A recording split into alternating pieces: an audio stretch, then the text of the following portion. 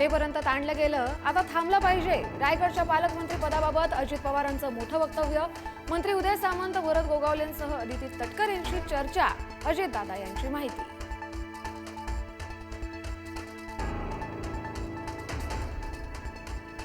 मुंढवा जमीन प्रकरणाच्या व्यवहारावेळी अधिकाऱ्यांनी नकार द्यायला हवा होता. अजित पवार यांचा पत्रकारांसोबतच्या अनौपचारिक गप्पांदरम्यान मोठं वक्तव्य.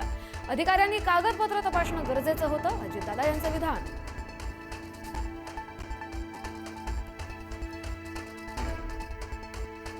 मनसे अध्यक्ष राज ठाकरेंचं मुख्यमंत्री देवेंद्र फडणवीसांना पत्र. महाराष्ट्रात लहान मुलं पळवण्याचं आणि बेपत्ता होण्याचं प्रमाण वाढतंय. राज ठाकरेंकडून चिंता व्यक्त. ठोस कारवाई करण्याची ही मागणी.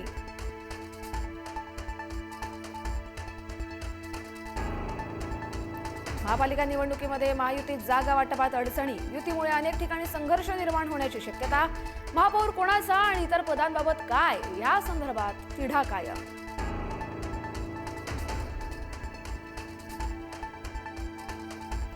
दोन्ही सभागृहात विरोधी पक्षनेता न नेमणं याची सत्ताधाऱ्यांना लाज वाटली पाहिजे.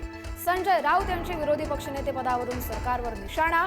विरोधी पक्षनेते पद संपवण्याचं काम सुरू, राऊतांचा आरोप.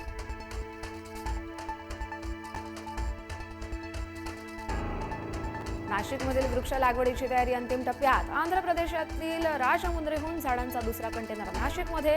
कंटेनरमधून 350 झाडं शहरात. सोमवारपासून सुमारे 15,000 झाडांची लागवड.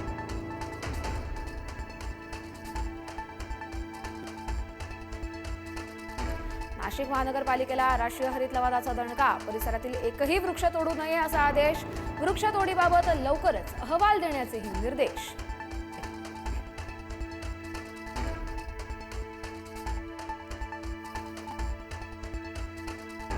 Thank you.